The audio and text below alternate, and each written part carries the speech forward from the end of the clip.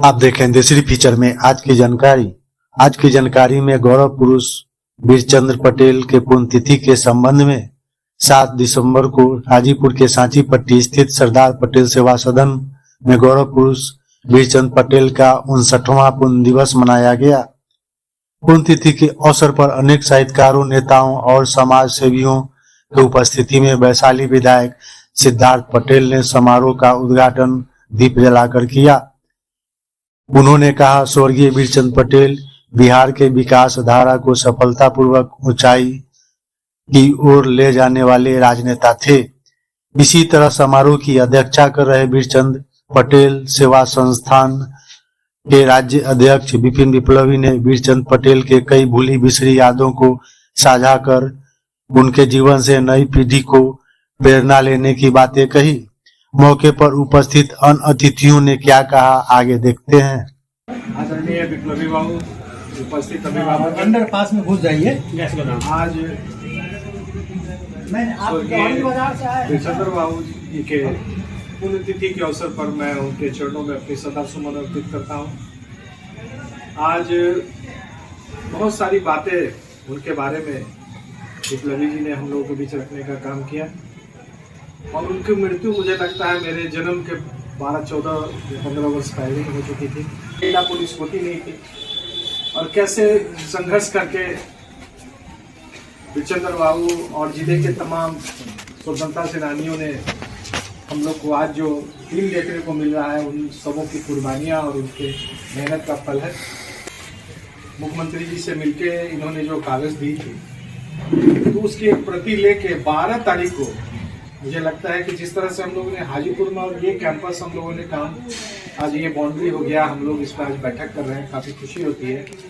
तो मैं अनुरोध करूँगा विप्लवी बाबू कागज उपलब्ध करा दे और जिला से भी अगर कोई चले तो 12 तारीख के सुबह मैं पटना डीएम से मिलकर, और क्योंकि मुझे लगता है कि आर ब्लॉक से शुरू होकर जो वीरचंद्र पटेल पथ है वो आयकर गोलंबर तक जाता है, तो आयकर गोलंबर या इधर आयकर गोलंबर में की प्रतिमा है, लेकिन आर ब्लॉक के ऊपर जो फ्लाईओवर बना है वहाँ नीचे फाउंटेन लगा हुआ है, किन्हीं महापुरुषों की प्रतिमा वहाँ नहीं है। और क्योंकि सड़क का नाम स्वर्गीय वीरचंद्र बाबू के नाम से है तो मैं कहूँगा कि प्रतिमा का वहाँ लगवाएं। अगर सरकारी स्तर पर नहीं होगा तो हम लोग अपने स्तर से करेंगे। तो इतना विलम्ब क्यों करें हम लोग, हम सभी मिलकर समाज के लोग उनकी एक प्रतिमा लगाने का काम वहाँ करेंगे आर ब्लॉक गोलंबर। और उसके फलस्वरूप 2 बात हुई थी। एक कि यह वीरचंद्र पटेल जिस वीरचंद्र पटेल पथ जो भी है उसके 6 नंबर में रहते थे, उसको उनके नाम पर पुस्तकालय बना दिया जाए जिसमें लोग आवे और देखें, सारे देश के लोग। और दूसरा जो उसका पथ बनाया जाए, तो पथ तो बन गया, लेकिन यह जिस समय प्रस्ताव हुआ था उस समय कृष्ण वल्लभ बाबू चीफ मिनिस्टर बन गए थे और उस समय इसलिए 6 नंबर नहीं मिल सका। और कांग्रेस की अपनी इंडिकेटिव उस समय सरकार चल रही थी, 2 भाग में कांग्रेस बट गई थी, तो 1963-64 की बात है। तो इतने बड़े व्यक्ति को जिसने न केवल बिहार में कृषि विद्यालय केवल पहले 2 था, वो एक था सबोर में और एक था पूसा में, और जब पटेल साहब आए तो प्रथम पंचवर्षीय योजना, दूसरे पंचवर्षीय योजना में उन्होंने 2 नया खुलवा दिया यहाँ। उनका तो था जो हम कृषि जिस विभाग को देते थे उसको इतना ऊंचा पढ़ा देते थे जो सारे देश का लोग अनुकरण करता था। आप ये बात लिखी हुई एक सिद्धेश्वर बाबू की बहुत आर्टिकल है हमारे वो ग्रंथ में, इसको जरा सा आप बढ़िया से उसको पढ़ लीजिएगा सिद्धेश्वर के एक आर्टिकल को, तो बुझिएगा जो उनकी महत्ता कितनी बड़ी थी राष्ट्रीय। उन्होंने तो यहाँ तक लिखा है जो सारे हिंदुस्तान में जो कुछ लोग बड़े लोग हुए, जैसे डॉक्टर राजेंद्र प्रसाद हुए, सरदार वल्लभ भाई पटेल हुए, वो टंडन जी हुए, कृपलानी हुए, बहुत सी बात हुई।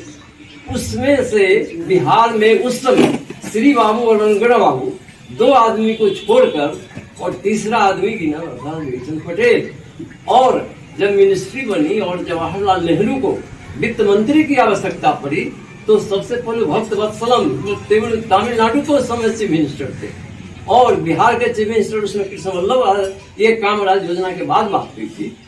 तो ऐसी बात हुई, उसी में वो इन लोग का डिस्टर्ब हुआ था और श्री बाबू को हटाया, ये विनोदानंद जी को बनाया गया था।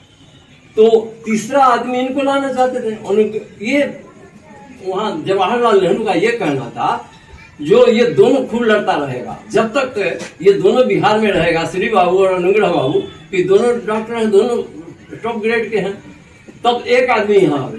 बुलाए, वहाँ नहीं गए। तीसरा आदमी थे बीचन पटेल, इनको बुलाया गया। इनको भी लोग नहीं स्पेयर किए उस समय। तो इससे जस्ट यही कहना चाहते हैं, जो उनकी ऊंचाई कद का आदमी हमारे हिंदुस्तान के राजनीति में बहुत कम हुआ है।